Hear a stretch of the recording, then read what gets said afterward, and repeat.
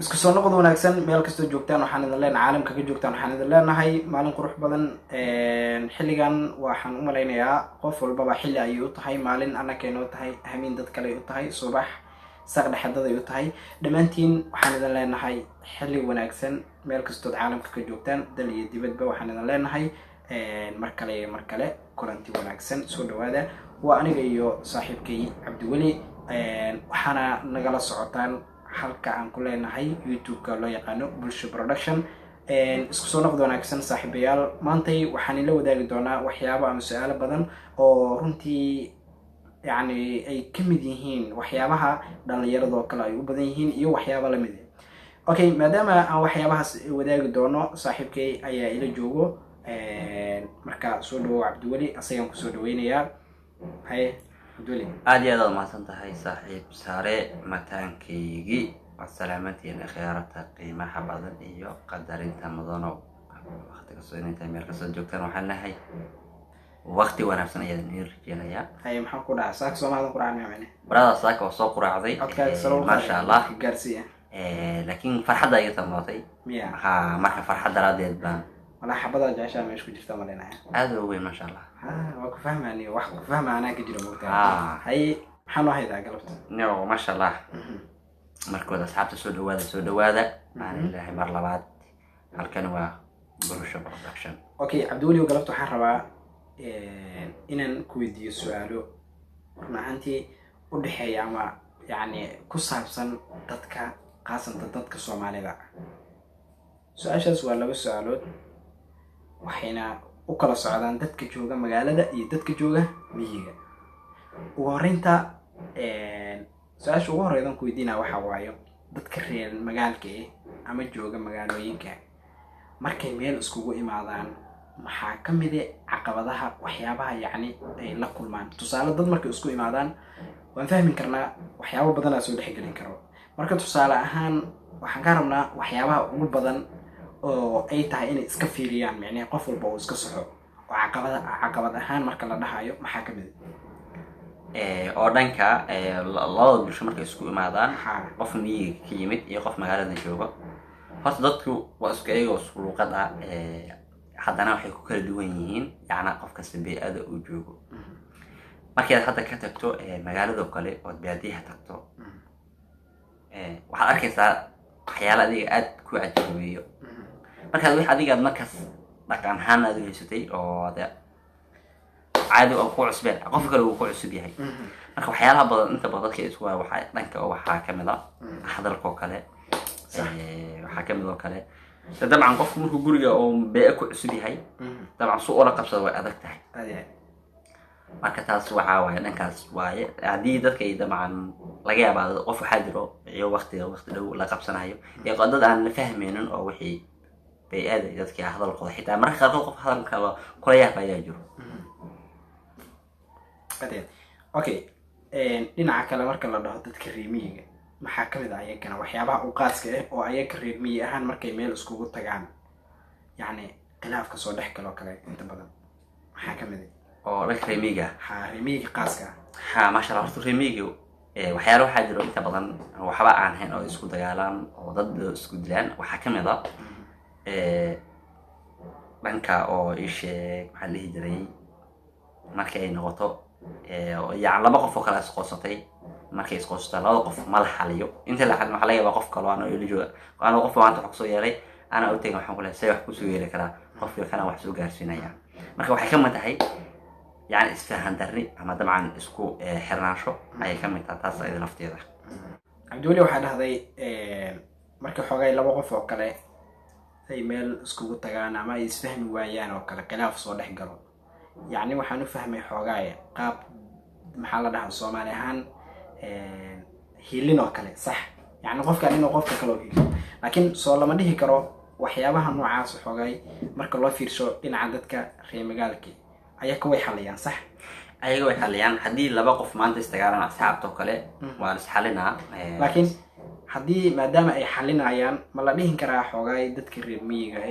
waa waxyaabaha waxaas ku kalifayo kale xoogay waa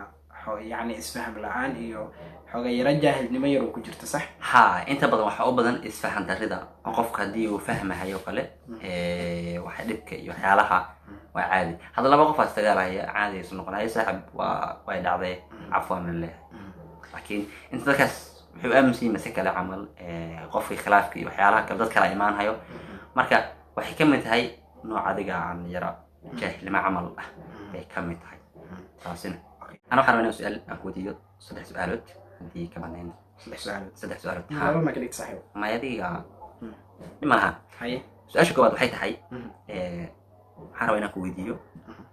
dhanka wiilasha marka la dhaho magaalada dhanka labiska sanadada dambe u labistaan waxaan rabaa inaan wax ka weydiiyo waxaad arkaysaa nin labisan oo dharkii ma sha Allah haddana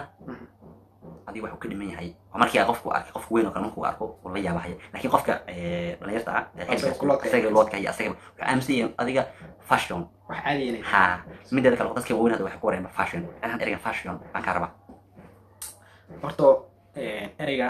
fashion intaan u gudagelin horta labisaan marka ereyga fashion marka la dhahayo macnihiisa sida ay dadka ka aaminsan yihiin marka dib loo fiirsho dhalinyar ahaan ay ka aaminsan yihiin waa wax cusub oo yacni حتى صون هذا يعني وحلي هراء إنجلين لكن أي تهاي وح حد ضد كصابيري حبنا كان كدت يقاق أي وحيابها يسوي درسنيان ينرش ضد معناه وح أصوب كصابيري ما شاء الله أوكي وحكى له كهرباء لأن كمان كله جريتان كملاحة أنت بدن قف النوع يهدو جرتها مركي هرنا وقتي هرنا هل نوع بالو جري تبغى تذكر تيم هديسين جرين حدا لما كتيم هديس قال له يصور ريبه وحاجة نشخط في الله جرته والحدا نشخد لو جران حاجة نشخد أصبر فرق ولا حياة كهرباء تذكر يعني أنت ما هي تيزن جرين ها أما وجر جرين هو عادي ودن جرين ها صح لكن لكن هذا حي معطي نشخد كله حيسان كله حيسان أنت مهي لشرو يلا داعي ها وحنا كيس طبعا صراحة قف حل نعجرن تمي وي ما هو داعي لكن معناه وانا جرين هاي ما نجرن ها أوكي عادي أرتو waxay qayb ka tahay waxa fashionka loo yaqaan faham fashionka run ahaantii mana ahan wax fiican oo lagu ababiyo yani fashion marka lagu dhahayo fashionku waa hadduu yahay wax wanaagsan dadka waaweyn xitaa caadi way ku dhaqmaan faham laakiin waxaad arkaysaa wax fiicnaay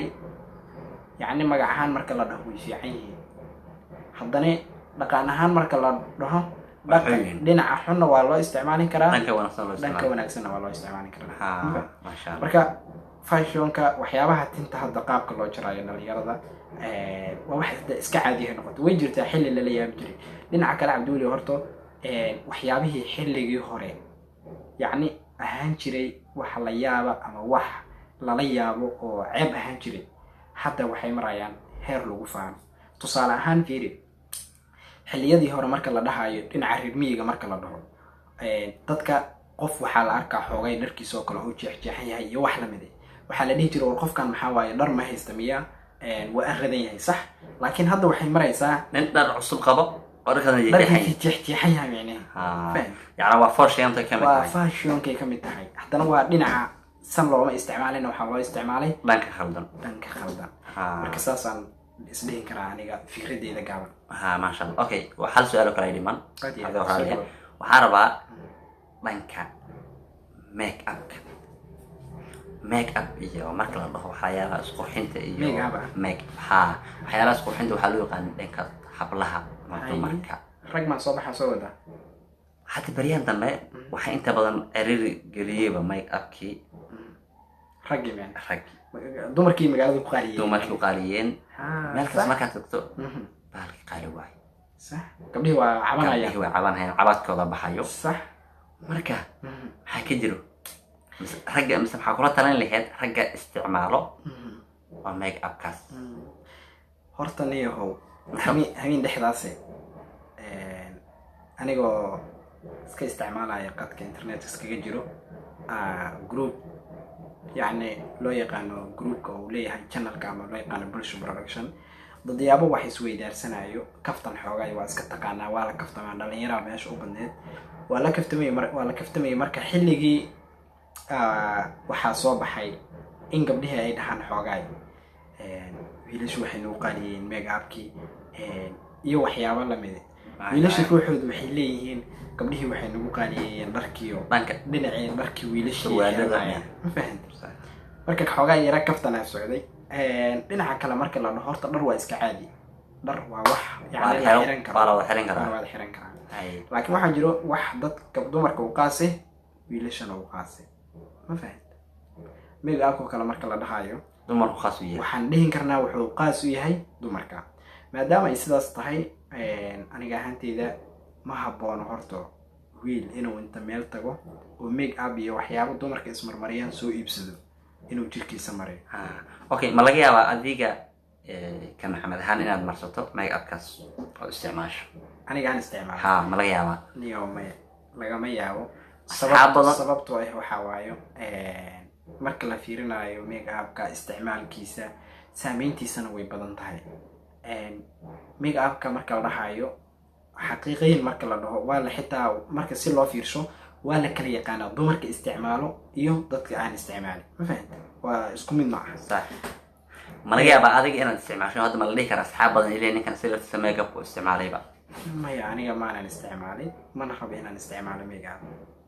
maasha allah waxaan rag isticmaalanay mana wili horto ilaahay amarkiis ma arkin nin isticmaalayo laakiin sidaan maqlaayay way jiraan dad badan oo isticmaalo laakiin aniga qofaan arkay oo isticmaalaya make up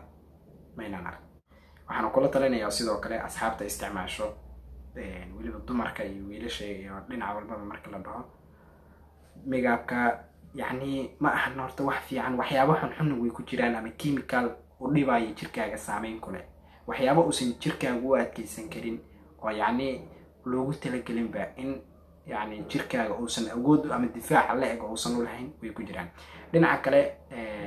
dumarka oo kale make up marka la dhahayo isku cadeeyaan oo isku habeeyaan oo isku magaciisiyaan dhinacaasna ilaahayna raalli kama aha marka waxaan dhihin karnaa xoogaay hee ma fiicano mana wanaagsano mana wanaagsano aad iyo aad u mahadsantihiin aad iyo aad mahadsantan asxaabta qaaliga ah waa anigo elina kulanti dambe oo xiiso leh waqti wanaagsan iyo isma dhaafno aad iyo aad u mahadsantihiin